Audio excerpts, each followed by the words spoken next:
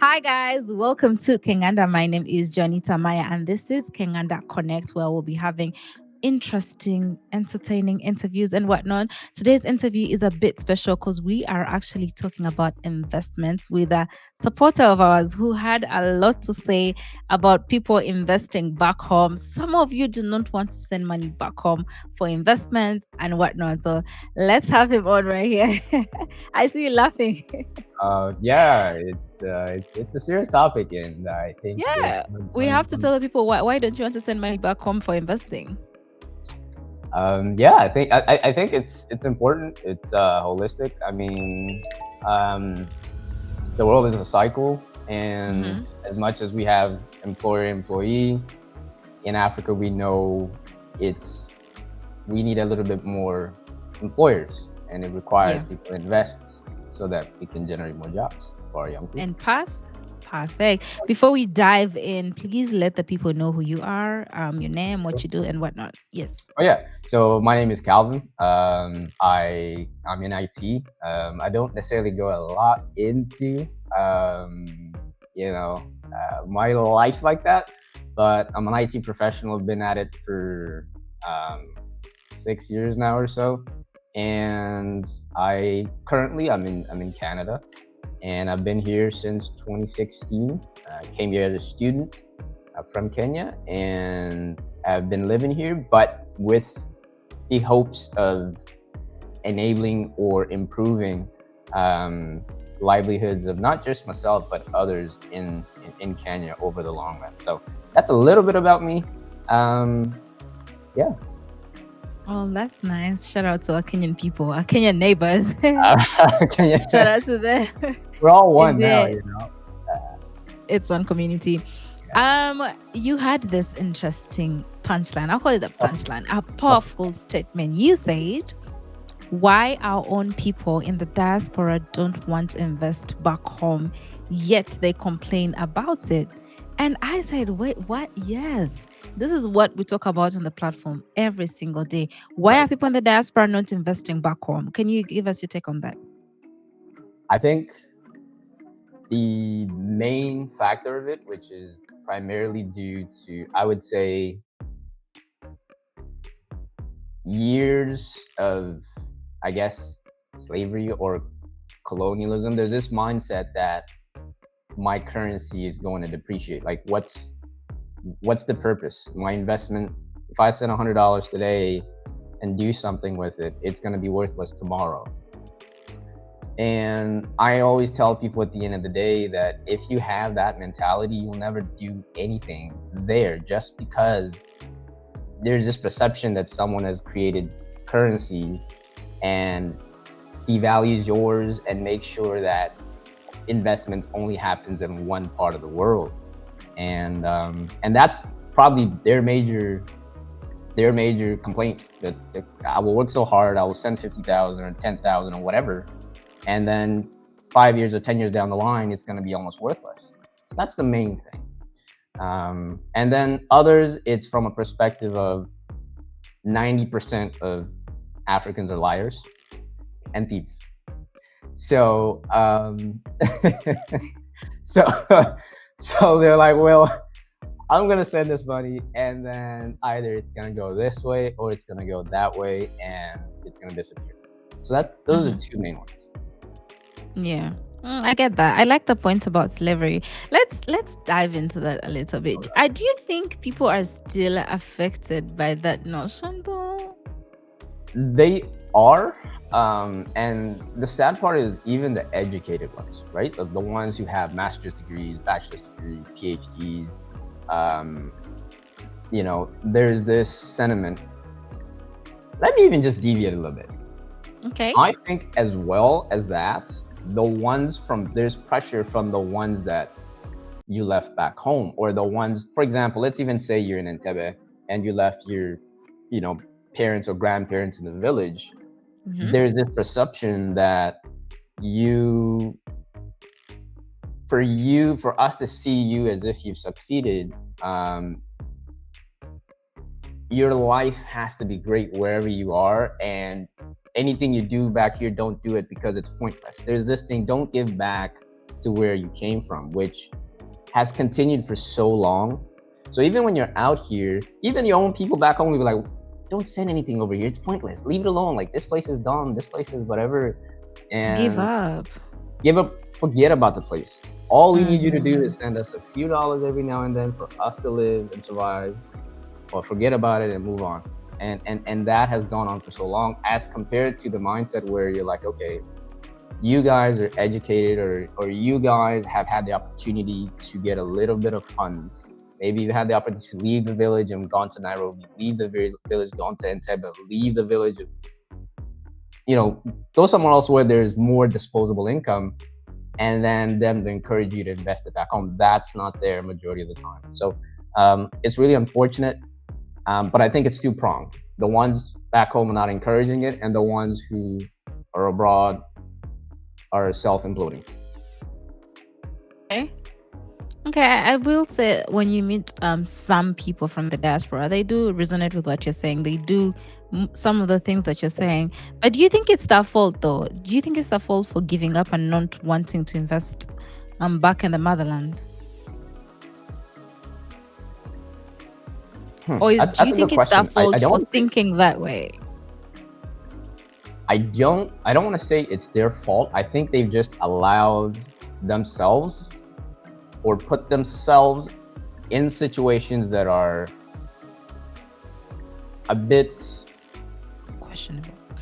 not just questionable, but for example, let's say you're doing a deal. Africans, for some odd reason, we're very trustworthy, right? Like, someone will tell you, oh, I have a piece of land somewhere. You don't even have to sign any papers. You just send the money, and we will change the documentation and whatever. So you put yourself in a position where, maybe because you're far or this or that, you allow people to take advantage of you, and then thereafter you have that one negative experience, and after that it's the end.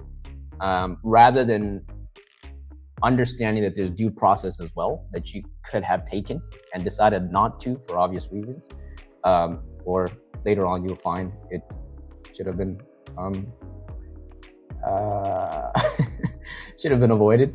So yeah, so those are that's one aspect. But the other Yeah. aspect is, over time, how we were. If you look at our current generation, if you look at Uganda, you look at Kenya, you look at the majority of East Africa. Um, most of those countries recently got independence, 1960-ish, moving Yeah, forward. most of them. Yes. So you find that, and also majority of our parents, for example, I'm close to 31 or so. Most of our parents were born like maybe in the 60s, Yes. 60 there. So their generation, literally, they were being born as the country was getting independence, and their parents were in the colonialistic, mentality. So they were raised with parents who were, oh my God, you can't move from this city to the other city unless you show this badge. I don't know whether that happened in UG, but I know, It for did. example, in It Kenya, did. yeah, if you want to move, you have to show a badge and stuff like that. So their parents had Yeah. that mindset. It was given to them. They at least had a little bit of freedom, and then, but they still raised us with that mentality that, oh my goodness, like, you guys need to make something better of yourself, and that is not here, it is elsewhere. So some is community aspect, and some it's they brought about on themselves. Okay, that's nice. We were speaking earlier, and you said most people just leave, and the capital outflow doesn't run. Like, they just send money back to grandma, and then that's it. Let's talk about that. So what I meant was, for example, Mm-hmm. I want to talk. Let's look at COVID. Yes. What happened during COVID, when majority of the people investing in the country don't have the best intention of the country. Anytime there's a little bit of turmoil, capital will leave the country. So what I mean by that is, if you look at an investor who is, let's say, from China or from England or from America, when the world economy is not doing so well, the purpose of their investing is not to enrich the people of there. The purpose of the investing is to extract the resources that are from there. I don't know if you get what I'm trying to say here. So let's say Google will come in, Google will come Mhm. in, Facebook will come in, and you will assume they're coming to invest. I mean, yes, they're investing, but the purpose of the investing is not to create a system of where jobs can be there and a structure can be created. It's a system of where we invest to extract. You know, um, Mhm. if you look at that is from a white collar perspective. If you look at it from a blue collar perspective, it's just like the way different individuals would come to the country and extract res- actual resources like cobalt or gold or whatever and literally take it out of the country. So this is just another way. And people will say, well, yeah, they're investing. Yes, they're investing, but there's always a catch to it. As compared to, let's say, for example, like yourself, you might invest some of your money there. You want definitely to keep it, but you also are investing in keeping it within the region for holistic growth of that region.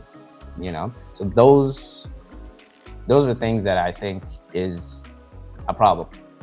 The other thing is also ourselves. I've seen people who invest and live out here and then just use that to extract the money and continue bringing out here. And what it does, it doesn't create new opportunities for growth in that economy. So there are a lot of things that are a bit Mhm. disturbing. But Anyways, that's okay. It's okay. Um, you said you'd have discussions with young people, and they'll tell oh you, yeah, oh yeah, why would I invest? I mean, we've talked about the reasons why some people don't invest and what is causing them not to invest. I think we've already covered that. But right. for the young people, though, like if someone my age is in the diaspora, I'm thinking, what's the reason they would give though for the What's young the, people? for the young people? What's the reason that they would give as to why Mm-hmm. they're not Yeah, investing? yeah, yeah. Well, what happens is they don't have any ties to the country. When young people, for example, sorry, go ahead. You were about to say something. No, I'm saying that's true. I'm agreeing with you. This is Oh, just me so, coming out. Yes, so preach. yeah. So you'll have maybe parents leave the country and the child is maybe 10 years old, or you will Mm, leave voluntarily for, you know, greener pastures and you're in your early yeah. 20s. So over time, you fail to create those bonds. And after a while, you're like, there's nothing to go back to. Who do I know? And I think what you guys are doing is good in a way. You're getting different, melting pots, different people, different experiences, and people are able to talk about these things. And what that will do is it'll open the minds of the young individuals to have a different perspective, create those connections. And when those connections are there, it'll enable them to feel that, okay, maybe I have something to go back to. Because you may want to go back, but you're like, well, I don't know anyone, right? I don't have relations with anybody. So yeah. Yeah, there's that. I wanted to say, since you're in the diaspora, are there like community, or not community, like initiatives, communities, or like foundations that encourage people to like invest back home? Because for Uganda, there's a conference, it's like a summit type. Okay. It's called NCAA something. So it Okay. happens in the US, and they're just like, it's like a bunch of business people, but they're also Ugandans who go there to like showcase their businesses and whatnot. So they're more of encouraging people to like To invest back invest. home.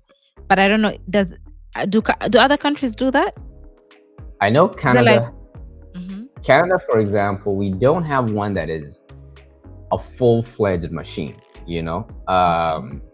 where it is structured, people get into it with a purpose of this is the name, this is what we're investing in. It's not like that. You have maybe a few people who have ideas here and there, or maybe a group, maybe that is in a certain region of maybe 10 people and they have an idea. And the problem with these ones is anytime there's turmoil, especially financial turmoil, they, they kind of withdraw and they're like, okay, that's a bad idea. But the purpose of investing, especially in an up and coming region is it's going to have those, those fluctuations. So I would say no, but I also don't like being the owner of knowledge. So I would say, from my perspective, it's no. Maybe there might be one I don't know about, but um, it's not widely known if there was one. Sorry, I was saying maybe someone in the comment section can let us know if there's one that we are not aware about as of now. Because I think I would, if I was abroad, I would like to know about the things my country is doing to help me come back, or help me come back and invest. I think that would be good. So I maybe mean, the I know, government. yeah, and I know, like from the Kenyan perspective, I know that there's a position they created for the diaspora, and she would go to different countries and speak about not even necessarily investing, but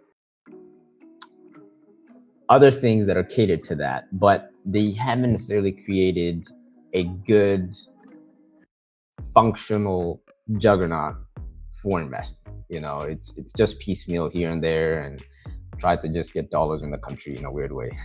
but yeah. Yeah, there's that.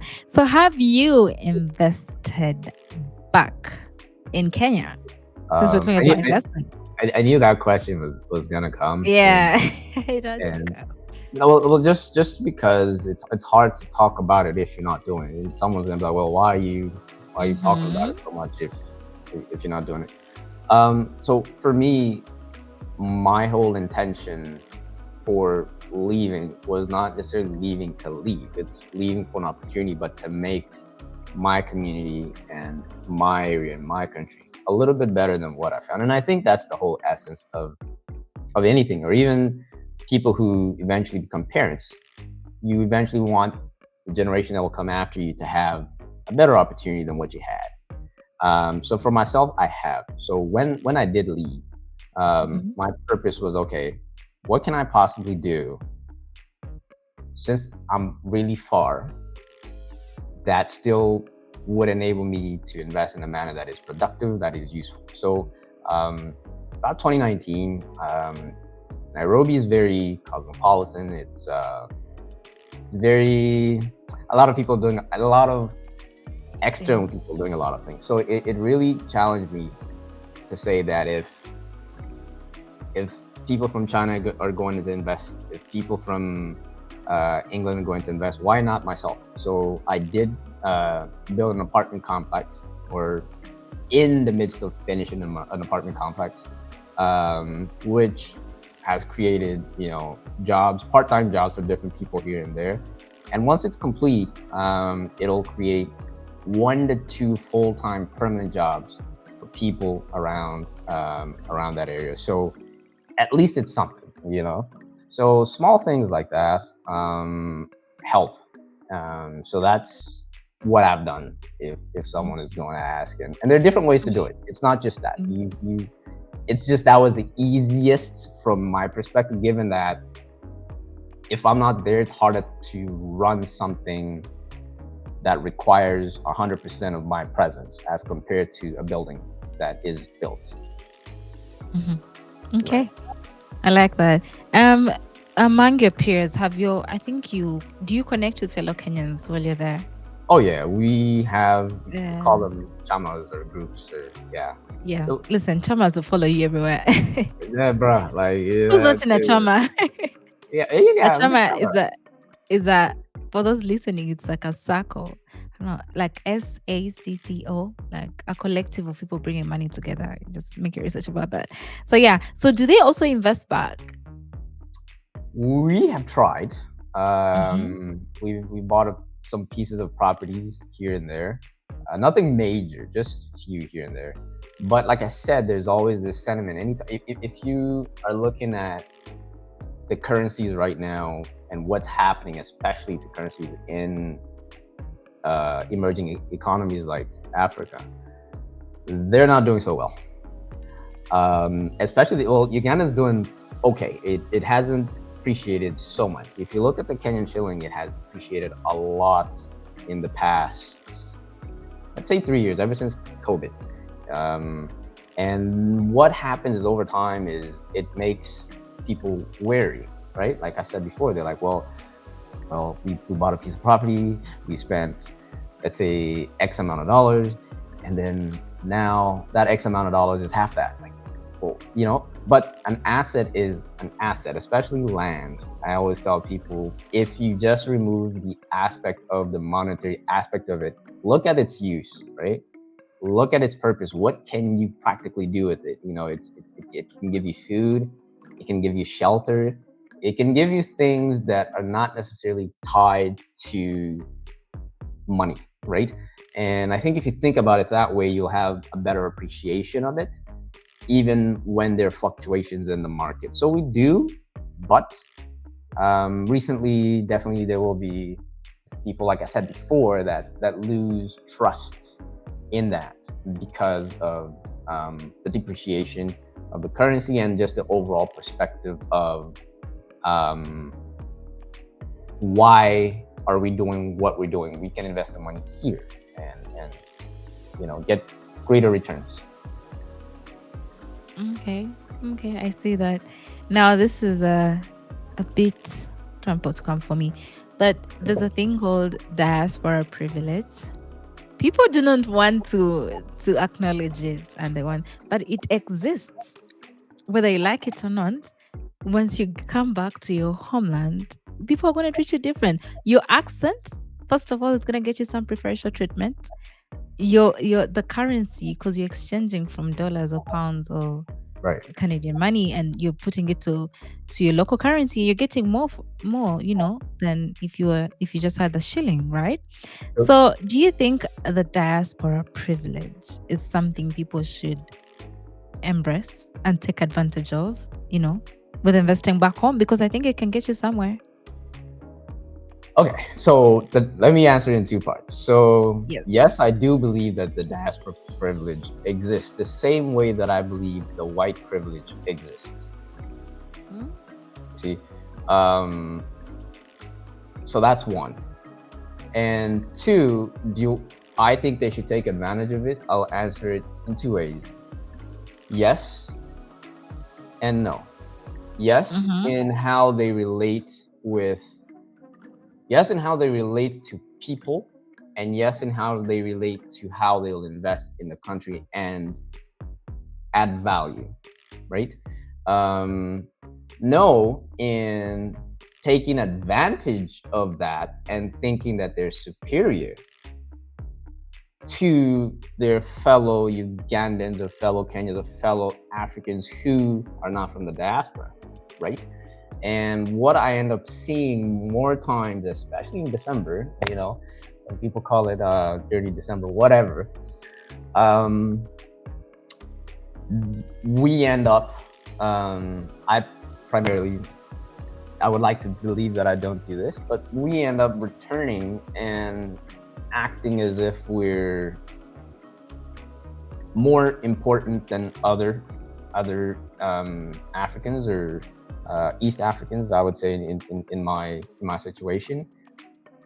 And you feel as if you're entitled to preferential treatment. You would go to a store, you'd be like, oh, your English is like this, so you expect to be treated with a certain level of respect, a certain level of hierarchy, which I think is wrong. I think we're all in the same playground. We're all human beings, and if we all value one another, I think we would be able to even make Uganda and Kenya and all of Africa a lot better, as compared to taking that high stance that, you know what, I'm more educated than you, I'm better than you, I've traveled abroad, I'm better than you.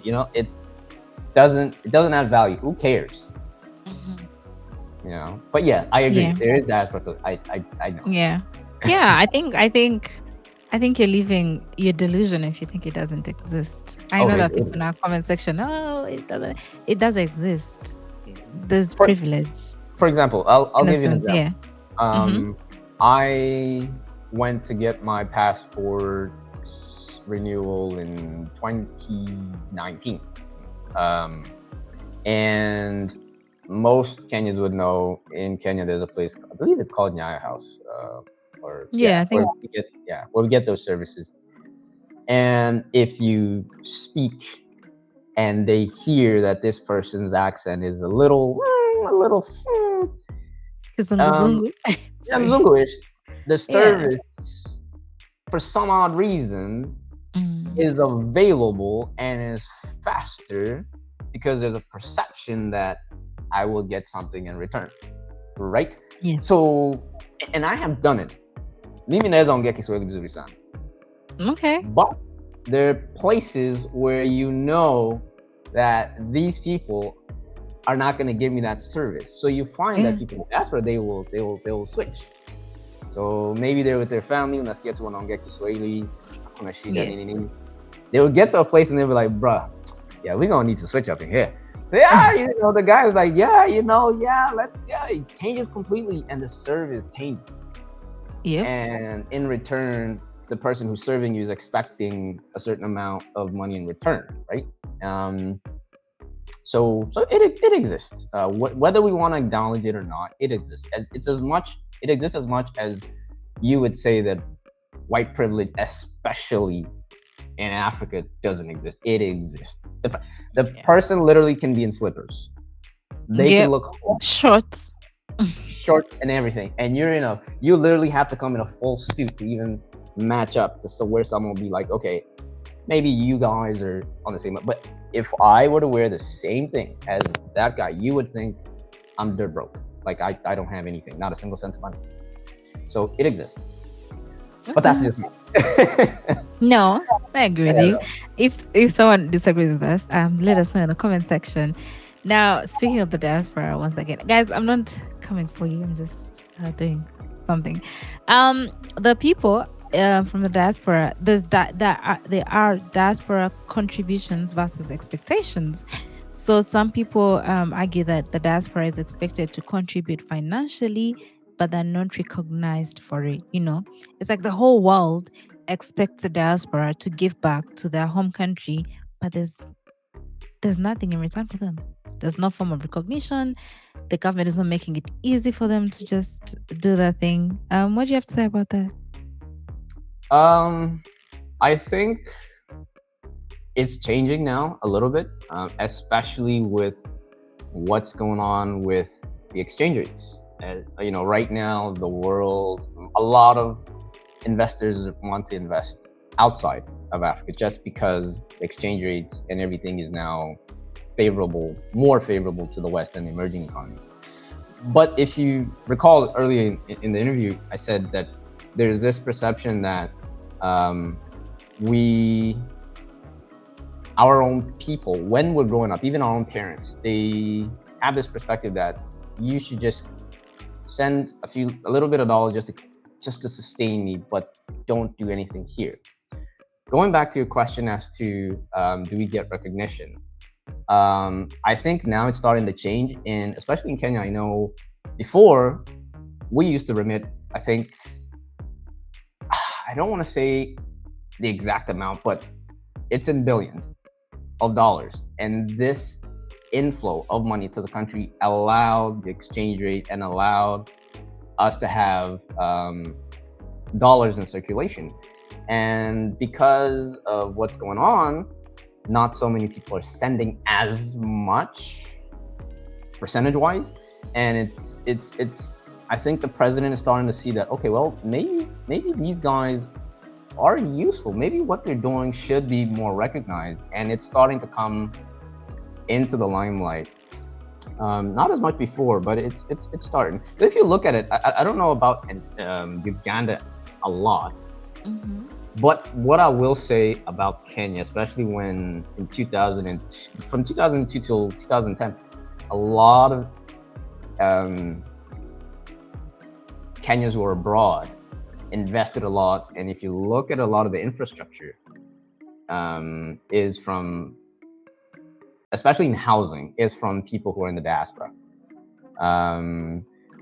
But that is slowly changing, and I hope it changes for the better. because the younger generation is starting to not see the value in that. They're seeing more opportunities abroad and saying, Yeah. "Well, let me just live here. Let me live my great life out here," which I understand. But there's the other aspect. So encourage your friends, encourage family members Yeah. who are abroad, Yeah. and but I think the part of encouraging them is also us as East Africans or Africans in general to not Mm-hmm. lie, not steal. Because if we do that, then that is, you can encourage by word of mouth and discourage by your deeds.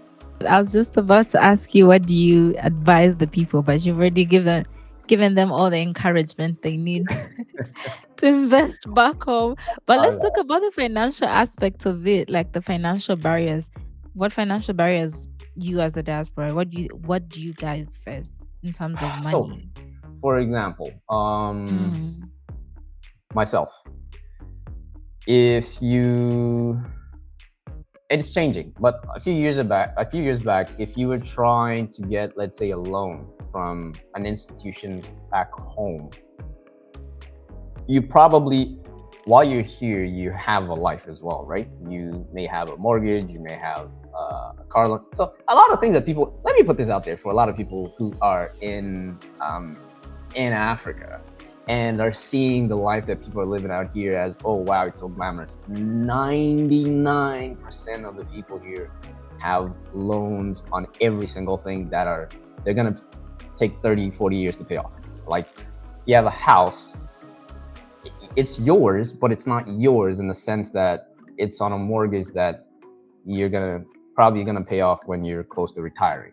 You know, most cars are on 5, 6, 7 year loans. So there's a there's a lot of pressure that I'm seeing from young Africans wanting to live the life that they Mm. see diaspora people living, and then they're like, well, why here in Kenya or why here in Uganda, or why don't I have a $70,000 car like Calvin has? Why don't I have a, when you, and especially they translate it to their own currency, and then they're like, oh my God, why don't I have that? But you don't realize that majority of these things, these people don't 100% own, right? It's, there's a system that allows them to have those because the system is based off of jobs, and if you can hold a job, you can get an asset given to you by a bank, and you can repay over a very long period of time. Now, there are very, very few people who buy things cash. Very, very few people, and I mean very few. So that's something that I'd like to also encourage our young guys at home who want to go abroad or who want to leave, or are feeling that things here is also glamorous. People, one of the challenges is, for example, for me to invest, I have to say I don't want to buy a house that's this expensive. I may buy a Mm. smaller house. I don't want to Mm-hmm. buy a car that is this expensive. I want to buy a cheaper car so that I can have more disposable income to actually do something back home. Because banks sometimes will look, especially banks back home. Like I've dealt with, I don't want to put their names out there, but I've dealt with the major banks in Kenya, and they would look at your overall, I guess, financial picture. So they look at all the loans you have in the West, and then look at the amount of money they want to give you back home and add them together. And obviously, it makes sense from from a bank's perspective, because obviously Yeah. your disposable income is all you have, and you're spreading it between all these small things, right? So that's one of the challenges. And the other one is, on top of that, you have family members asking you for money Yeah. while you're doing all this, because you might be putting up a structure that is, let's say, 300,000 or $400,000, and then someone is like, yeah, if he has $400,000, then I'm entitled. I am entitled as his, brother or his father or his mother. I'm entitled to at least, every once in a while, if I ask him for, let's say, $1,000, I should be given on the spot. Those are challenges that we face, and you have to outright tell them that, see, like, I love you guys, but That's Yeah. not the intent. That's not the purpose of what we're doing. So there are those, and if you stop, Yeah. they're like, this guy is an enemy of progress. Like they Yeah. don't want to help us out, and you're like, well, EOP. exactly. So those are small challenges. But we deal with them best we can. Yeah. Okay. Okay. Well, thank you so much. Uh, no, thank Do you you. have anything else you'd like to add? I would say you guys continue to highlight, you know, the positive aspects of Hmm. that society. I think it's growing. If you look at music, especially African music, where it was in the 2000s, it's not where it's at now. So, but it took time, people investing in it. If you look at Nigerian music, especially, it's everyone knows Burna Boy. Afrobeat. Yeah. Exactly, everyone knows Afrobeat. So society, because investing doesn't necessarily just mean in infrastructure. It could mean investing in the social network, social fabric of how we're doing things. Is it okay? You know, I don't know about Uganda, but I know about Kenya. If you get married, you don't have a kid in 9 months, it's a problem. People are looking at you The like, what questions are will you doing? start. Questions start. Hmm. So as you Hmm. guys highlight, just continue to highlight all these things, and Yeah, for sure. we might be supporting in the shadows, Okay. but at least know that we are seeing and we are encouraged by you guys doing what you're doing. Because as much as we are here doing what we can, you guys are there and you're doing what you can by highlighting issues that are affecting our communities and how to make them better. And we really appreciate it. Oh, perfect. Thank you so much. Um, you're not big on social media, so I can't ask Um, for your socials, can I? well, I If people haven't. want to follow you or Um, like something. yeah. Okay. Well, my handle. Do I even know my handle on Instagram? Let me even see what it is. Let me see what. That's how you know It's that I'm okay. really, I'm It's really fine. not out there. But it's my city CY. So if you Okay. want to follow, you want to just message me. Unfortunately, I'm private. That's how you know I'm a private guy. But it's Yeah. yeah. Feel free to share it on a platform. It's just my city CY. I'm not on Facebook. I'm not on Twitter. I'm not on a lot of things. But it's just preference. Um, Okay. but I am on recently. I am on Instagram, so that's probably the only way you can get a hold of me. Okay. Okay, that's fine. Thank you so much. Okay, guys, you've had the amazing discussion about investing back in the motherland from here or from us. If you guys want to, catch up with everything Kenganda, follow us on all our social media pages at Kenganda Nation. Follow me at Juanita Maya. We'll see you guys next time.